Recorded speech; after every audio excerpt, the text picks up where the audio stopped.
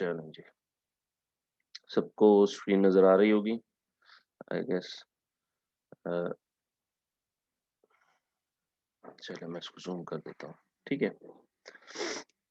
तो लिस्टिंग बनाने के लिए जो सबसे अहम चीज़ें हैं और ये लिस्टिंग जो है ये तकरीबन इसको तीसरा फ़ेज़ भी कहा जाता है, तीसरा मॉड्यूल भी कहा जाता है अमेज़न के बिज़नेस में। ठीक है, वैसे तो मतलब कई तरीके से जो है वो मॉड्यूल्स आपस में चेंज होते रहते हैं, लेकिन ये तीसरा मॉड्यूल इसको इसलिए कहा जाता है कि सोर्सिंग के बाद लिस्टिंग जो है वो हमने क्रिएट करनी होती है।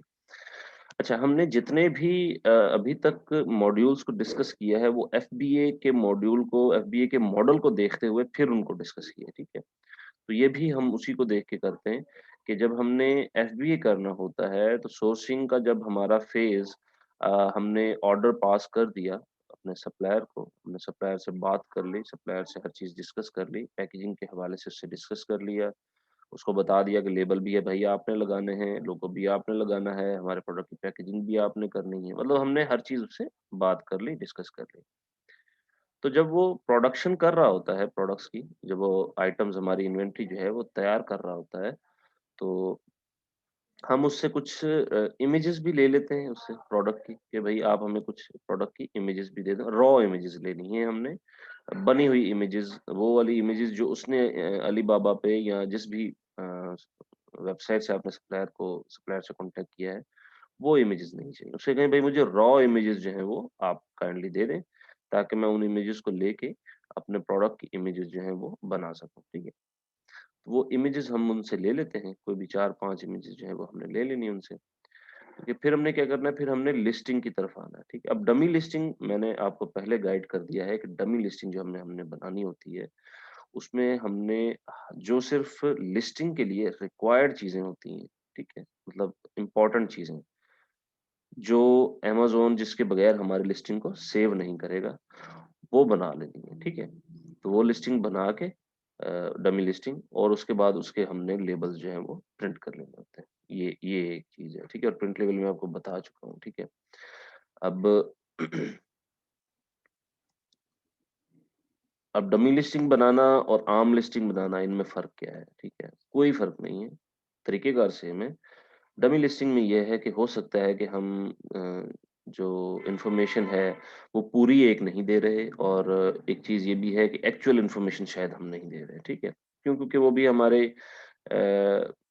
पूरी नहीं होगी लिस्टिंग, हम बाद में उसको डिलीट करके या बाद में हम उसको चेंज करके ऑब्वियसली, लेकिन टाइटल जो है वो हमने सोच समझ के पहले ही रख लेना क्योंकि वो लेबल्स के ऊपर जब टाइटल्स प्रिंट हो जाता है तो मैं यही चाहता हूँ कि मतलब वो मैच करे।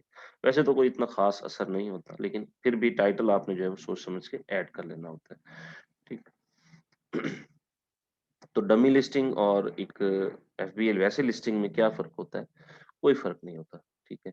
फ़र्क सिर्फ़ इतना रहता है कि डमी लिस्टिंग हम तब बनाते हैं, जब अभी तक हमारा प्रोडक्ट जो है वो मैन्युफैक्चरिंग फ़ेज़ में या प्रोडक्शन फ़ेज़ में है अभी तक, ठीक है? अभी तक हमारा प्रोडक्ट बन के तैयार नहीं हुआ पूरा, ठीक है? और हमने सप्लायर को सिर्फ़ लेबल्स देने हैं, इस वजह से हम इस लिस्टिंग को क्रिएट कर रहे हैं, ठीक है? और एक आम लिस्टिंग जो हमारी एक एफबी लिस्टिंग है, उसका मकसद क्या होता है? उसका मकसद ये होता है कि अब हमारे पास प्रोडक्ट जो है वो कंप्लीटली तैयार है। वो हमारा प्रोडक्ट शिप हो रहा है या शिप होने वाला है, तो हमने उस लिस्टिंग को इस तरह क्रिएट कर देना है कि उसमें कोई चीज़ की कमी ना रहे, ठीक है? अगर फिर भी कोई कमी रह जाती है, जैसे कि कीवर्ड्स की कमी रह सकती है, जैसे कि मेन इमेज के अलावा बाकी इमेजेस की कमी रह सकती है, इन चीज़ों को जो है वो अफ़ोर्ड किया जा सकता है। उसकी रीज़न क्या है कि जब हमारे प्रोडक्ट शिप होगा, जब सप्लायर उस प्रोडक्ट को हमारा शिप करेगा एफबीए में, ठीक है? तो हम एक शिपमेंट क्रिएट करते हैं अमेज़न के लिए, ठीक है? कि भई हमारे पास जो है वो 1000 की इन्वेंटरी है, तो हम अमेज़न के वेयरहाउस में जी, जी, आर्ज़ी तौर पे जो बनाते हैं उसे डमी डमी लिस्टिंग कहते हैं। डमी एक होता है नकली आर्ज़ी कह लें आप डमी, डमी उस चीज़ को कहते हैं कि सिर्फ़ एक खाका होता है, ठीक है? वो असल नहीं होता, वो उसका खाका होता है कि मेरी लिस्टिंग जो है वो इस तरह की नज़र आएगी इन फ्यूचर। तो अ, हमने अमेज़न को अब अपनी जो है वो शिपमेंट भेजनी होती है अमेज़न को, ठीक है? तो हम जब अपना सामान सोर्स कर रहे होते हैं वहाँ से, सोर्स किया, उसको बताया कि आपने जी हमारी जो शिपिंग है वो भेजनी है। अब वो हमने सपोज़ शिपिंग चाइना से यूके में मँगवा ली, ठीक है? अब यूके में हम ऐसी जगह मंगवाएँगे जो कोई वेयर हाउस हो या फ्रेट फॉरवर्डर हो, ठीक है? अब फ्रेट फॉरवर्डर क्यों इसकी हम बात कर रहे हैं फ्रेट फॉरवर्डर की, कि एक तो वो हमारे अगर कोई टैक्स वगैरह का सिस्टम होगा तो वो उसको डील कर लेंगे, ठीक है? दूसरी चीज़ ये है कि हमने अपनी 1000 की जो इन्वेंटरी है अमेज़न जब एफबीए करवाता है ना प्रोडक्ट, तो अमेज़न ऐसा नहीं कहता कि आप 1000 प्रोडक्ट मेरे जी एक ही वेयर हाउस में भेज दें। वो ऐसा नहीं करता, ठीक है? अमेज़न कभी ऐसा नहीं करता। अमेज़न क्या करता है कि जिस स्टेट में आपने प्रोडक्ट को लॉन्च किया है या लॉन्च करने वाले हैं, तो कोई 5-6 वेयर हाउस जो अमेज़न के हैं, जहाँ पर ज़्यादा इस तरह के प्रोडक्ट सेल होते हैं, तो अमेज़न सजेस्ट करता है कि जी आप मेरे 5 वेयर हाउसेज़ में जो है वो प्रोडक्ट्स सेंड कर दें, ठीक है? तो फिर हमने एक 5 शिपमेंट जो हैं वो क्रिएट करनी होती हैं, अमेज़न को भेजने के लिए कि फलाँ लोकेशन पे, लंदन की लोकेशन पे लेट्स से जो है वो अ, इतनी इन्वेंटरी चलेगी, ठीक है? और दूसरी जगह पे जो है इतनी इन्वेंटरी चलेगी, तीसरी जगह पे जो है वो इतनी इन्वेंटरी चलेगी, चौथी जगह पे इतनी और 5वीं जगह पे इतनी इन्वेंटरी चलेगी। तो इसको कहते हैं अमेज़न शिपमेंट क्रिएशन। ये लिस्टिंग के बाद ऑब्वियसली हम इसको करेंगे। तो मतलब ये एक थ्रू आउट प्रोसेस होता है। तो जब तक हमारी लिस्टिंग नहीं बनी होगी, तब तक हम ये काम नहीं कर सकते, ठीक है? तो इसलिए जो है वो हमारी लिस्टिंग ज़रूरी है और लिस्टिंग इसलिए भी ज़रूरी है कि हमने अभी तक जो है वो हमारा सामान जो है वो मैन्युफैक्चरिंग फेज़ में है, ठीक है? जब हम डमी लिस्टिंग बना लेते हैं, तो हम क्या करते हैं कि हम हेल्प सेंटर जो अमेज़न का हेल्प सेंटर है, अमेज़न के साथ एक केस ओपन करते हैं, ठीक है? अ, लेट मी चेक यहाँ पे होगा एक हेल्प सेंटर।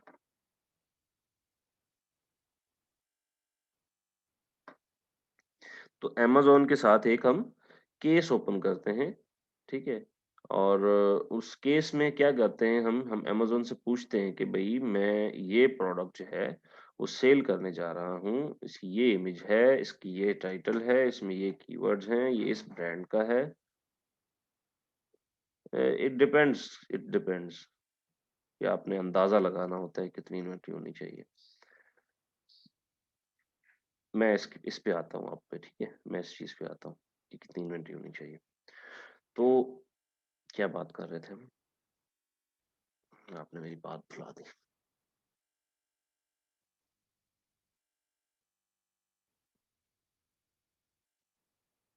बताएँ क्या बात हो रही थी?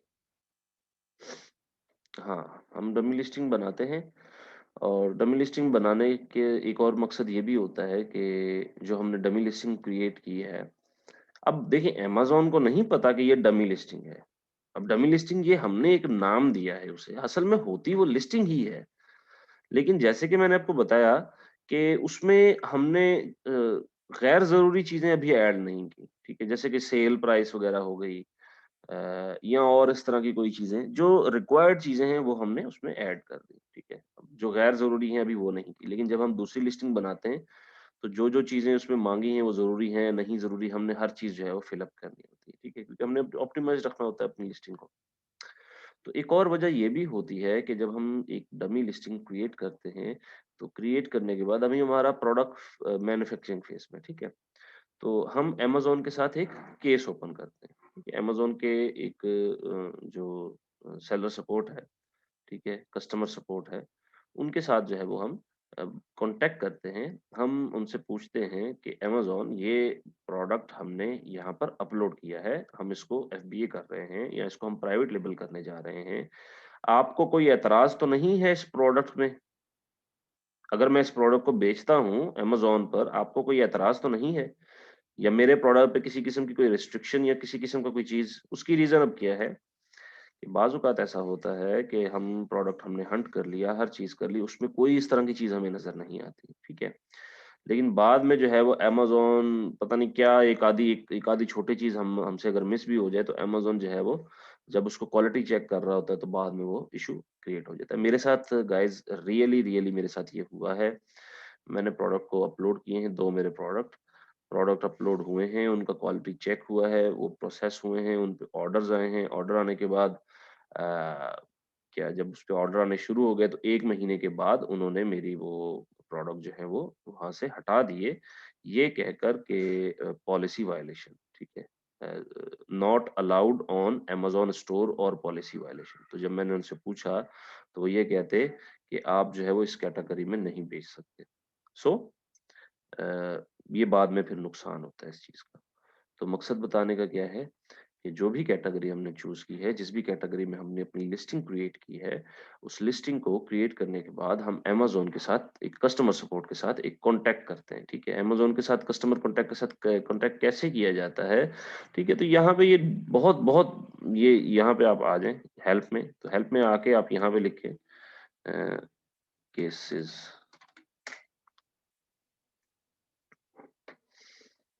ठीक है? तो अमेज़न केस यहाँ पे होगा।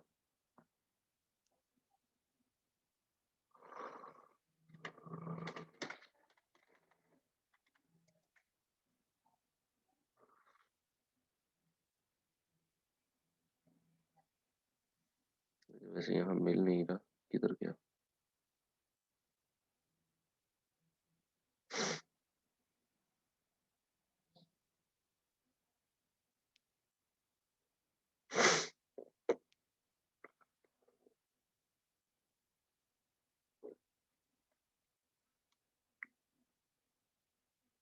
Seller form, international listing, new payment service, seller support लिख के देखता हूँ।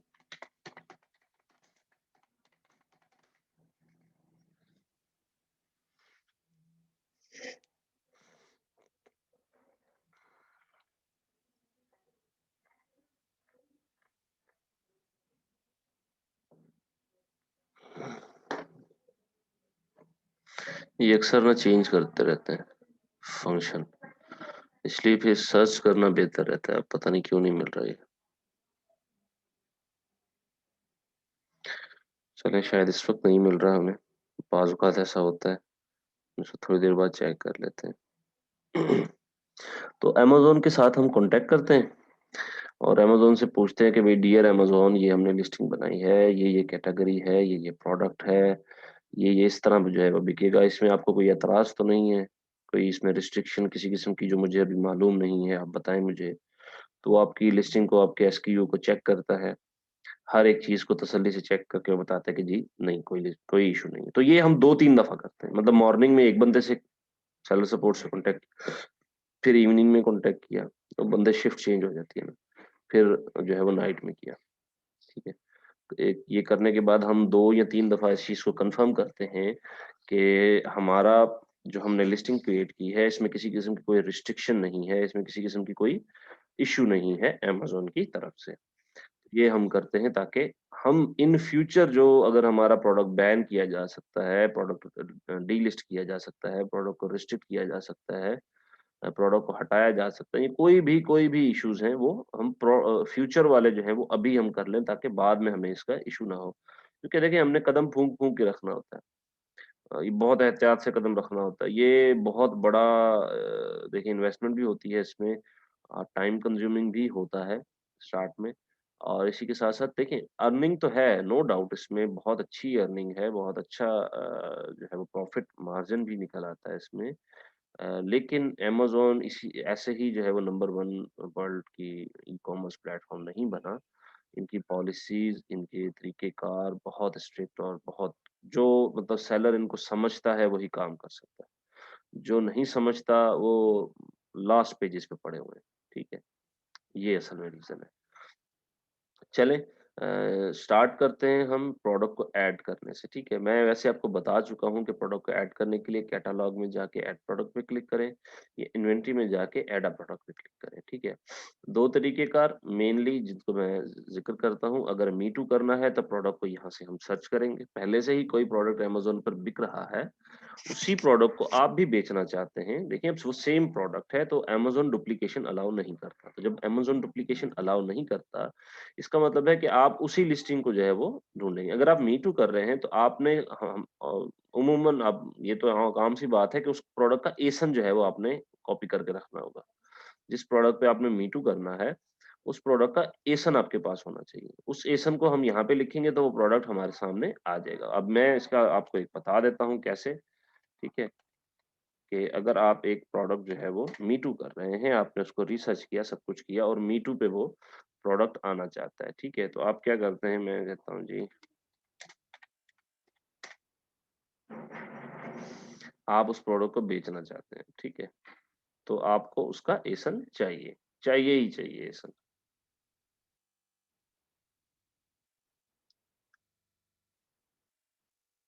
ओके,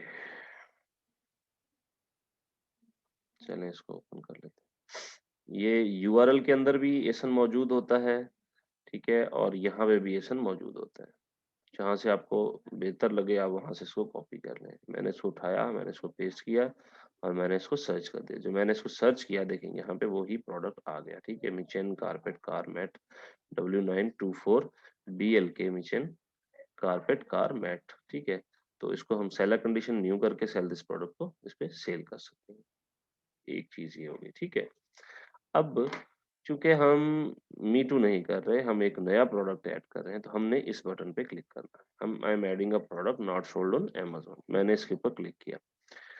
हमें यहाँ से अपनी कैटेगरी जो है वो सिलेक्ट करनी है। जैसे कि आपको अगर नहीं इल्म की कैटेगरी कौन सी जो है वो सिलेक्ट होनी चाहिए, कैटेगरी किस में आपका प्रोडक्ट जो है वो जाएगा, तो आपको करना क्या होगा कि आपको यहाँ पे नीचे दिया गया एक सर्च कैटेगरी का ऑप्शन अवेलेबल है। इसके ऊपर जो है वो जाके आपने अपने प्रोडक्ट को सर्च करना है। तो जैसे कि मैंने कहा था कि हम योगा मैट को शुरू से करते आ रहे हैं, तो योगा मैट को ही जो है वो हम ले लेते हैं, ठीक है? अच्छा, यहाँ पे हमारे पास 2 कैटेगरीज़ हैं। एक है sporting goods, exercise and fitness, yoga clothing and equipment, mats. दूसरा है sporting goods, exercise and fitness accessories और एक्सरसाइज मैट्स। तो मुझे ये वाला जो है वो ज़्यादा बेहतर लग रहा है इस कैटेगरी के लिए। तो मैं इस कैटेगरी को लेट्स से सिलेक्ट करता हूँ, सिलेक्ट कैटेगरी। मैंने इस कैटेगरी को सिलेक्ट किया, मेरे पास ऊपर 5 टैब जो हैं वो मौजूद हैं। ठीक है, जिनमें से variation, offer, images, description, vital info जो मेन है हमारी, ठीक है? प्रोडक्ट आईडी में हमने EAN, UPC, एसन। अब यहाँ पे जो है वो आपको आई गेस ये डिफरेंट कंट्रीज के हिसाब से कि देखा जाता है कि कौन से उसमें यूपीसी हम लगाना चाहते हैं, कौन से उसमें EAN लगाना चाहते हैं, ठीक है? तो वो जो भी है हम इसमें लगा देते हैं। लेट्स से मैं यहाँ पे जाता हूँ और मैं जाके एक EAN जो है वो लगाता हूँ, EAN नंबर जनरेटर। एक नंबर हम EAN जनरेट कर लेते हैं। ऐसे ही एक आम सा नंबर जो है वो जनरेट करना है मैंने, ठीक है? 962 468 चाहिए, 4 चाहिए, ठीक है जी। मैंने कॉपी किया, यहाँ पे आया, पेस्ट किया, इसको कह दिया EAN, ठीक है? ओके। अब है हमने अपने प्रोडक्ट का टाइटल जो है वो यहाँ पे सिलेक्ट करना है। तो हमारे प्रोडक्ट का टाइटल क्या होना चाहिए, ठीक है? तो जैसे मैंने पहले भी जिक्र किया है कि सबसे पहले हमने अपने प्रोडक्ट का अगर ब्रांड है हमारा, तो हमने कोशिश करनी है ब्रांड या मॉडल, इन 2 चीज़ों को हमने स्टार्ट में रखना है। लेकिन आई सजेस्ट ब्रांड, क्योंकि जब प्राइवेट लेबल कर रहे होते हैं, तो प्राइवेट लेबल में जो चीज़ जो है, जो चीज़ फ़ायदेमंद रहती है वो है ब्रांड, ठीक है? कि ब्रांड से ही लोग आपको जो है वो पहचानते हैं। और ब्रांड ही एक वाहिद ऐसी चीज़ होती है जिस जो आपको फ़ायदा देगी, ठीक है? तो यहाँ पे हमने ब्रांड जो है वो यहाँ पे लिख देना होता है। अच्छा, 2 मिनट मुझे दीजिएगा।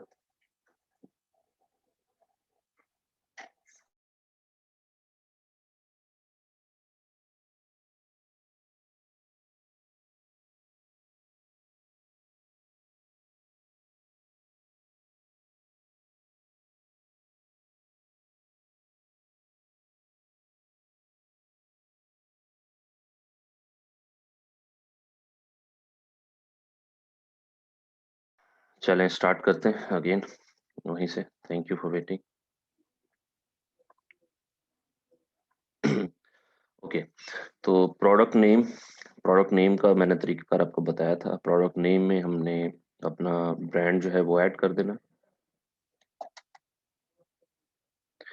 ब्रांड ऐड कर देना है। ब्रांड ऐड करने के बाद अपना प्रोडक्ट का जो मेन कीवर्ड है वो लिखना, उसका मॉडल नंबर लिखना, अगर उसका साइज है तो साइज लिखना, कलर है तो कलर लिखना, किस क्वालिटी का है, आई मीन किस चीज से बना हुआ है, ये चीज आ जाएगी इसमें। अगर हम बंडल बेच रहे हैं, सेट बेच रहे हैं किसी चीज का, दो का सेट है, चार का सेट है, छह का सेट है, आठ का सेट है, ये हमने लिखना। तो ये सारी चीजें हमने इस तरह यहाँ पे लिखनी होती है। अगर आपको समझ ना आ रही हो कि किस तरह ये बनेगा, तो हमने क्या करना है, हमने अमेजोन में चले जाना है, ठीक है। अब जैसे ये देख रहे हैं आप कि यहाँ पे इसने अपना मॉडल नंबर लिखा है, ब्रांड लिखा है, carpet car mat set black set of 4 pieces. अब ये तो असल में ये है ना, मैं यहाँ पे योगा मैट खोल लेता हूँ, ठीक है। योगा मैट, ठीक है, हमारे पास योगा मैट आ गया, ठीक है। अब इसको हमने बनाना कैसे, अब देखिए यहाँ पे डोरसा, डोरसा ब्रांड है, ठीक है। नॉन स्लिप फीचर आ गया इसका, योगा मैट ये मेन कीवर्ड है, 10 मिलीमीटर, कितनी थिकनेस कितनी है इसकी, thick. NBR gym home mat exercise mat sport mat 183 multiply by 61 centimetre black, ठीक है। अब ये इसने एक इतना सा सिंपल सा लिखा हुआ है, ठीक है। तो यहाँ पे मैं क्या करता हूँ, मैं लिख देता हूँ जिब स्टील्स, ठीक। मेरा इसका यही नाम है, ठीक है। जिप्स डील्स मैंने लिख दिया है। आगे मैंने अगर कॉलर लगाना है तो कॉलर लगा सकता हूँ, नहीं तो मैं लिख देता हूँ जी non slip exercise mat 8 millimetre thickness, ठीक है। Non slip exercise mat non millimetre thickness, sorry 8 millimetre thickness yoga mat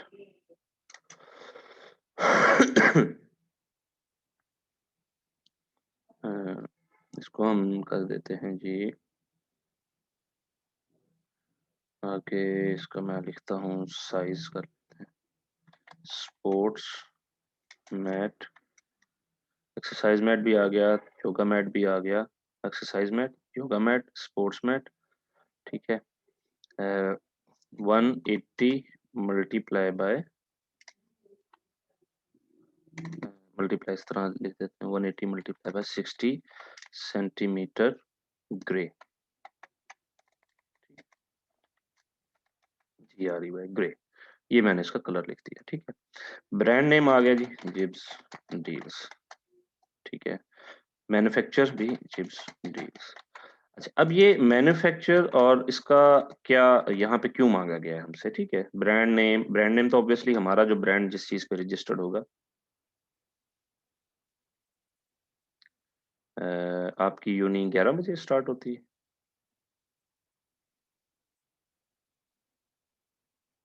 evening में नहीं है यूनी आपकी, ओके, चलो ठीक है। टेक केयर, आप लाजमी इसको इसको सुन लीजिएगा, ये बहुत इंपॉर्टेंट है, ठीक है।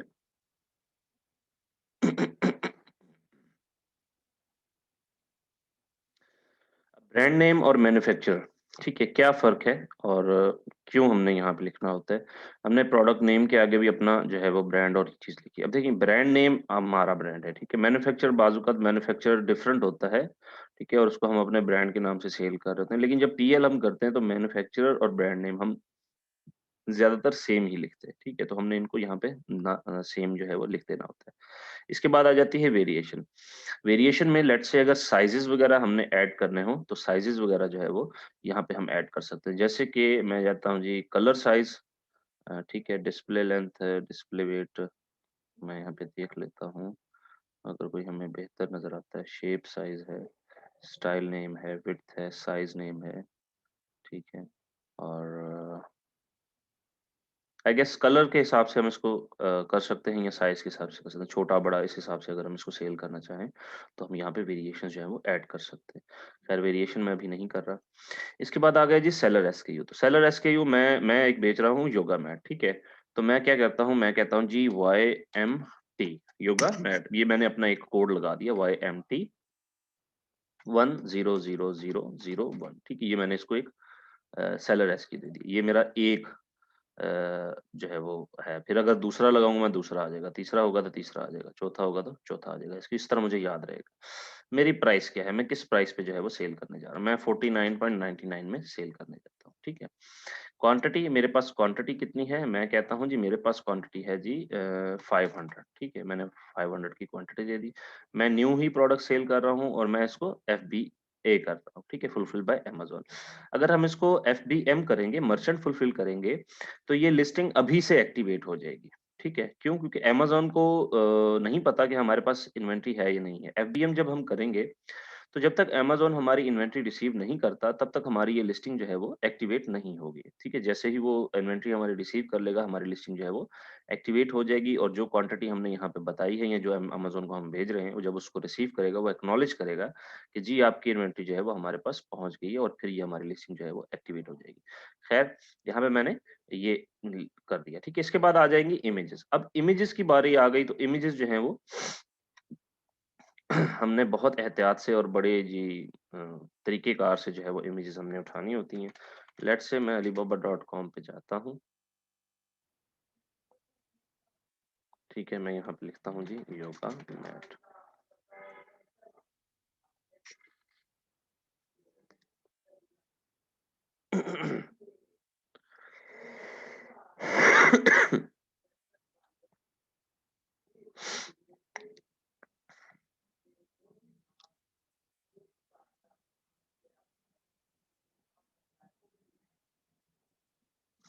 जो मेन इमेज होगी हमारी, अच्छा उसकी गाइडलाइन मैं आप लोगों को बता देता हूँ, ठीक है। अब देखिए यहाँ पे गाइडलाइन कुछ होती हैं ये, ठीक है, इमेज की गाइडलाइन, जो इमेजेस वगैरह हमने लगानी है, इनको हम थोड़ा सा रीड कर लेते हैं। अच्छा, स्टार्ट करते हैं। कहते हैं listing that are missing a main image will not appear in search और browse until you fix the listing. तो मेन मेन इमेज जो है वो बहुत जरूरी है। Choose images that are clear, information rich and attractive. ऐसी इमेज चूज करें, एक तो जो क्लियर हो, जिसमें इंफॉर्मेशन जो है मौजूद हो, अच्छी खासी इंफॉर्मेशन उसमें ऐड की होगी और अट्रैक्टिव भी हो, जो देखने पे अच्छी लगे, अट्रैक्टिव हो। Images must meet the following requirements. Images जो हैं उनमें फॉलोइंग रिक्वायरमेंट्स होनी चाहिए, मस्ट मीट, ठीक है, ये लाजमी है इमेजेस के लिए। वो क्या कहते हैं, products must fill at least 85% of the image. Images must show only the product that is for sale, with few or no props and with no logos, watermarks, or inset images. Images may only contain text that is a part of the product. वो कहता है जी product कम से कम जो image है वो 85% तक जो है वो उसका पूरी एक इमेज का कवर जो है वो फुलफिल करे, ठीक है। लेट्स से अब ये है तो ये कहता है 85% तक ये फुलफिल हो, ठीक है। मैं ये इमेज ले रहा हूँ, लेट्स से ये मेरे क्राइटेरिया से आई गेस मैच करती है। मैं इसको डाउनलोड करने जा रहा हूँ, ठीक है। मैंने इसको डाउनलोड कर लिया, मेरे पास आ गई। मैं इसको ओपन करता हूँ, शो इन फोल्डर। मैंने इसको डाउनलोड किया है हाई क्वालिटी में और इसको जो है